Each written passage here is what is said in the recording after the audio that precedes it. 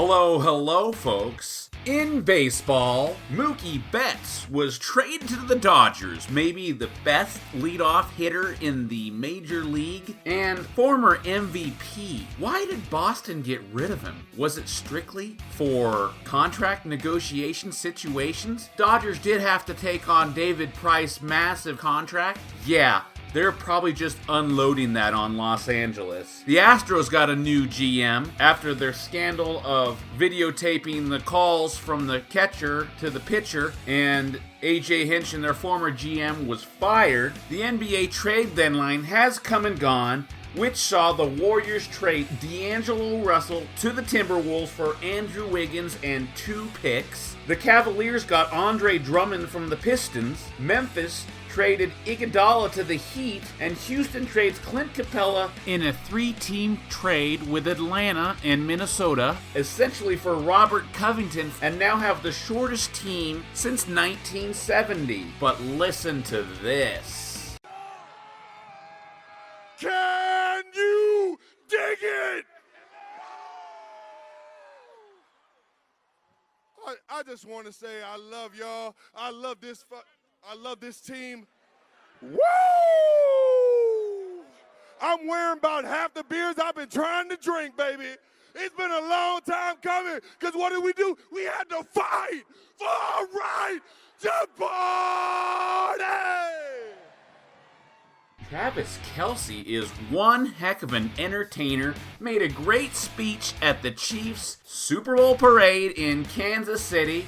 I think his brother did quite the same for the Eagles. Good job, Kansas City. Congratulations, Andy Reid. I think 49er fans are not too heartbroken about this. They still have 5 Super Bowl rings to count, and the Chiefs, they have a nice story with Patrick Mahomes and Andy Reid. If you're gonna lose a Super Bowl, this is the team to do it. Welcome to the Deep Fried Sports Podcast. I'm your host, Jack Fry, and thanks for listening. Well, March 18th at 4 p.m. Eastern, NFL free agency begins. Lots of players are going to be on the move. Which quarterbacks are going to go where? And the main quarterback I think we're all focused on is Tom Brady. I will have my good friend and correspondent Matthew Lee Finch on to talk about that. But let me get to this. Dallas versus Dak. A story came out for Bleacher Report that in September, the Dallas Cowboys offered Dak a $33 million per year contract, which he denied.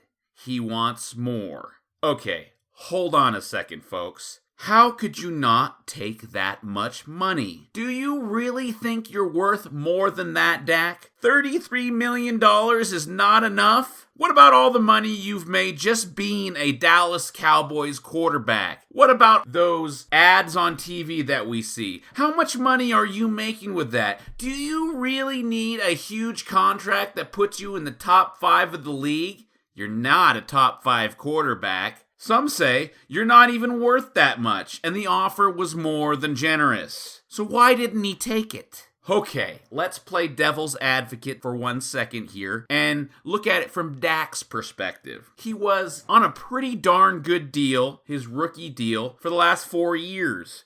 And you could probably say that he was the best deal in the league at quarterback, but think about it this way. Maybe he doesn't want to be a Cowboy. What if he doesn't like the spotlight? Maybe it's too much for him. Maybe there's too much pressure. Maybe he wants to go somewhere else, maybe a smaller market, that he could fly under the radar and just play football and enjoy his life. Being the Dallas Cowboys quarterback is probably the biggest job in the NFL. If he doesn't want to play in Dallas, what teams could use a quarterback like Dak Prescott? Let's look at it. The unlikely teams. The Bengals. With the number 1 pick, they're probably going to draft Joe Burrow. What about the Patriots? Wouldn't Dak be a perfect fit if Tom Brady were to leave? He's kind of got that attitude and that leadership quality that you need, especially in a system that doesn't give you any help. The Broncos, it worked well for Peyton, but we're not going to compare Peyton Manning to Dak Prescott. Even though Peyton was kind of bad in his last year where he won the Super Bowl for Denver, he's still Peyton Manning. Tampa Bay, Jacksonville, and Miami, the Bermuda Triangle in Florida, probably not realistic. Could Miami sign Dak and then use their early draft pick to bolster their offensive line or somewhere else that they have a need? Okay, so how about some likely scenarios where Dak could probably go?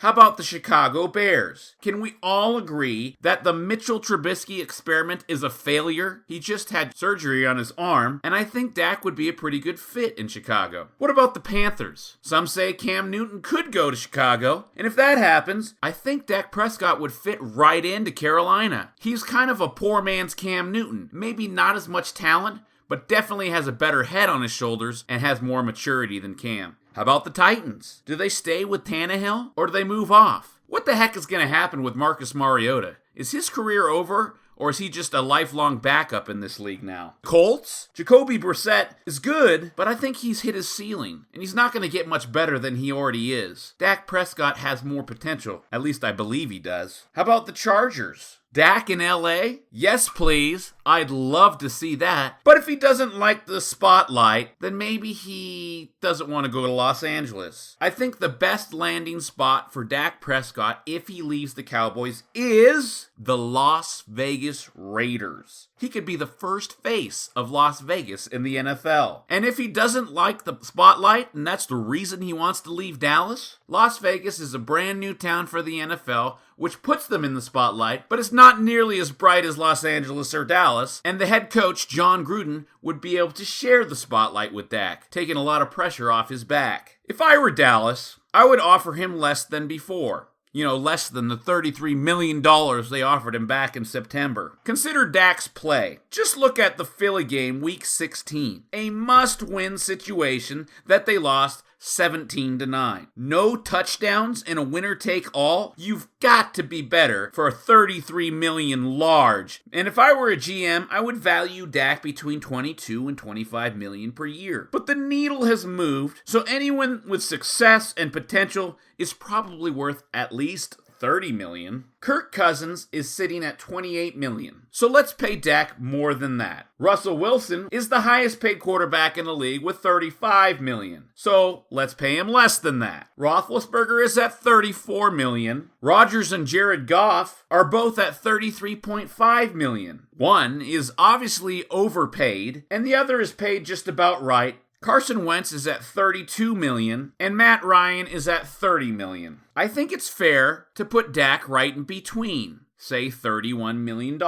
per year. But I think if he doesn't take the $33 million a year offer from Dallas and he tries to test the free agent market, the most he'll get is $31 million. He won't get more than that. Maybe Dallas will franchise tag him. Long story short, Dak, you're not worth $33 million. Not accepting that offer back in September makes you look really bad. And so does the season that you just played. 8-8 with all that talent. You really think that you can make more than $33 million a year? Aaron Rodgers at 33.5? So do you think you're worth more than Aaron Rodgers? Come on. It's obvious that he's talented. It's obvious that he's a great leader, but it's not worth that much. Unfortunately, this day and age, especially with quarterbacks, the money is going to rise and rise and rise. The Cowboys just can't afford to give him that much anyways. Their team is loaded and everybody is paid. They're going to fall apart if they start giving Dak that much money. Why can't Dak have a team-friendly deal like Tom Brady? Like I said before, maybe he doesn't want to be a Dallas Cowboy, and asking for more than he's worth is a good way to get out of town. With that, let's welcome in our guest today, Matthew Lee Finch. Matthew, how are you? I'm doing pretty good this morning, Jack. How are you doing? Oh, not too bad. We've got some crazy things going on like the XFL, but what do you think about this Dak situation? The one thing that I hadn't considered was Dak going to the Patriots, because to me, I feel like the Patriots are probably going to re-sign Brady, but Dak with the Patriots, I think that's a great fit for New England. That could be pretty good, especially in the Belichick system. All he really needs is a guy to manage games. Well, totally. And the big thing with them is, managing games, being smart with the football, not turning it over, and being accurate. But yeah, I hadn't really thought about that side. Speaking of New England, is Tom Brady going to stay, or is Tom Brady going to go? He is going to stay. This is just a lot of posturing on his end. He's playing the game. You know, he's never had an opportunity to play the free agency game before, and I think it's kind of fun for him. It's almost like the Belichick and Brady, it's like a relationship, but the whole world is commenting and looking at this relationship. Like the royal family in England and how everybody talks about them. Completely. I think he wants to feel wanted by Belichick. And I know he's wanted by Kraft and the organization, but I think it comes down to contract. I think money is a part of it, but I think the most important aspect of it is the years. Is he still going to be Tom Brady of the past? It's very possible. In the system for Tom Brady, he's not mobile. He's not able to extend plays. It's three-step drop and throw. He doesn't have time to look for his third and fourth options. You know, he's getting the ball away because he doesn't want to get hit. He's older. He can't take those hits anymore. But let's not be hyperbolic about his numbers, because he did throw for 4,057 yards with 24 TDs and 8 interceptions, which is not bad for a man of his age. He turns 43 August 3rd this year. He has sold his house in Massachusetts. He was also seen talking with owner of the Raiders, Mark Davis, at the Conor McGregor fight. Do you make anything of that? Technically, they can't even talk about anything football related. That might have been a great opportunity for them to introduce themselves to each other, and then now when free agency begins, he might set up an interview with them. So where does Tom Brady go if he leaves? If Tom Brady does leave, the options are open. See, I don't really think that he's really thinking of leaving. I think that he wants to stay, and I think he's probably going to stay. I think the sticking point is years. So I think Brady wants at least 3 years. If he went to another team, say the Chargers, I think that would be a good fit, because not only is that a place where they have a really, really talented roster, it's also in Los Angeles where his wife, supermodel Gisele Bündchen, could thrive. Not only that, the weather's good. Chargers, what do you think? I mean, it's as good of a possibility as any. He has 3 MVPs, 4 Super Bowl MVPs. This is a fork in the road.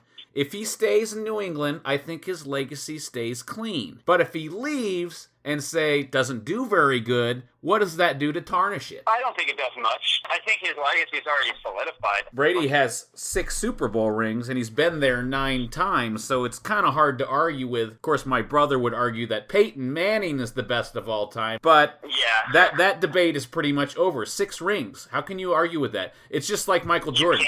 Michael Jordan has 6 rings. LeBron is great, and if he gets a ring in Los Angeles, okay, I'll start thinking maybe LeBron is the greatest of all time. But I still have Jordan as number 1, 6 for 6 in rings. Championships are what define greatness, not regular season stats.